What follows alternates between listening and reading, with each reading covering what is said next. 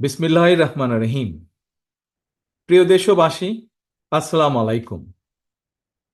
গৌরবজনক এই ঐতিহাসিক মুহূর্তে বাংলাদেশের সাহসী ছাত্র জনতাকে বিরচিত অভিনন্দন।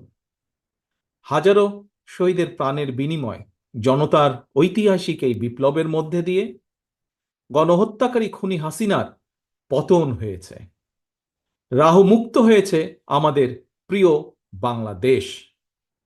জনতার বিপ্লবের প্রথম ধাপ চূড়ান্তভাবে সফল হয়েছে। লাখো শহীদের প্রাণের বিনিময়ে অর্জিত বাংলাদেশ কখনো পরাজয় মানতে পারে না।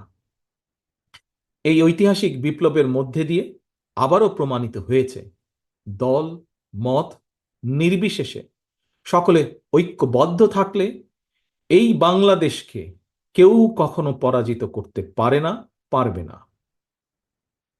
প্রিয় দেশবাসী, বিজয়ের এই ঐতিহাসিক মুহূর্তে আমি আজ সেই সব মায়েদের প্রতি বিনম্র শ্রদ্ধা জানাই, এই গণবিপ্লবে যারা তাদের প্রিয় সন্তানকে হারিয়েছেন।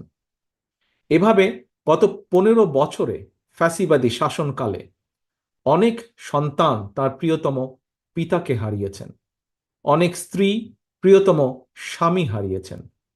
গুম খুন অপহরণ করে অসংখ্য মায়ের বুক খালি করে দেওয়া হয়েছে। আপনাদের সন্তানের শহীদ মৃত্যু, স্বজনদের ত্যাগ, তিতিক্ষায় 2024 সালের 5ই আগস্ট প্রিয় বাংলাদেশ আরেকটি বিজয় দেখেছে। জনতার ঐতিহাসিক বিপ্লব সফল করতে গিয়ে অসংখ্য ছাত্র জনতা আহত হয়েছেন, বাসায় হাসপাতাল